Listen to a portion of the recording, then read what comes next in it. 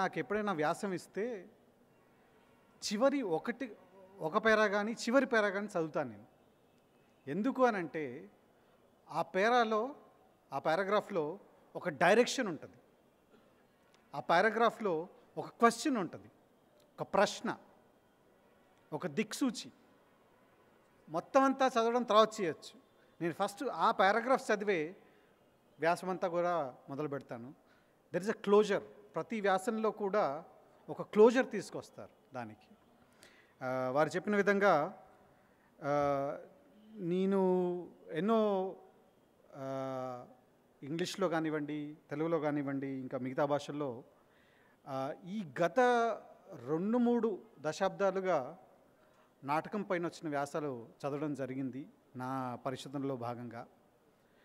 ఈయన రాసిన రామారావు గారు రాసిన వ్యాసాల్లో నాకు నచ్చేది ఏంటి అని అంటే ఇట్ ఈజ్ ఎ నారేటివ్.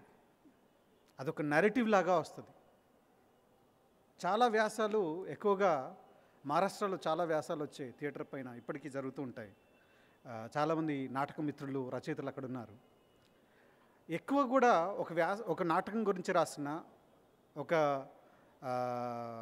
పరిషత్ నాటకం ఫెస్టివల్ గురించి రాసిన ఒక రిపోర్ట్ లాగా వస్తుంది. అది ఈ వ్యాసాల్లో నేను చాలా వ్యాసాలు చదివాను, ఎక్కడ కూడా ఆయన ఒక రిపోర్ట్ చేస్తున్నట్టుగా ఉండదు. అందులో దూరిపోయి ఇన్వాల్వ్ అయ్యి మనను వెంబటి తీసుకెళ్తున్నట్టుగా ఉంటుంది. అది నాకు అనిపించింది ఒక పాఠకునిగా. నాకు తెలిసి మీరందరూ కూడా ఎంతోమంది చదివి ఉంటారు, వాటికి ఫీడ్బ్యాక్ ఇచ్చి ఉంటారు. అయితే ఈ సంకలనం రావడం నాకెంతో సంతోషంగా ఉంది. ఇది వస్తోంది, పుస్తకం వస్తోంది అని ఎన్ని సంవత్సరాలు మాస్టారు? 3 ఏళ్ళు. ఆయన 2 ఏళ్ళు అంటున్నారు, 3 ఏళ్ళు పట్టింది. బట్ ఒక సెల్ఫ్ క్రిటికల్ వ్యక్తికి నాకు అర్థమవుతుంది. ఆయన రచయితగా, ఒక వ్యక్తిగా నాకు రామారావు గారు సుపరిచితులు కాబట్టి, మిత్రులు కాబట్టి, he's a self critical person. So ఇవి చూస్ చేయడంలో కూడా ఆయన ఎంత ఇబ్బంది పడ్డారో నాకు తెలుసు.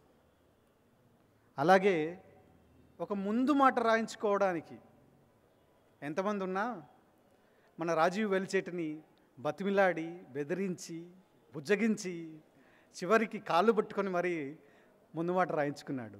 That shows his commitment, that shows his self critical nature as a writer. అయితే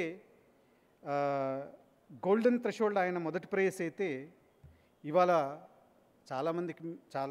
చాలామంది మీకు అందరికీ కూడా తెలుసుంటుంది ఆయన రెండో ప్రేయసి. వారిని కూడా స్టేజ్ మీదకి ఆహ్వానిస్తున్నాము.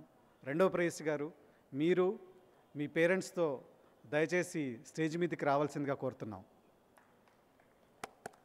శ్రీలక్ష్మి గారు.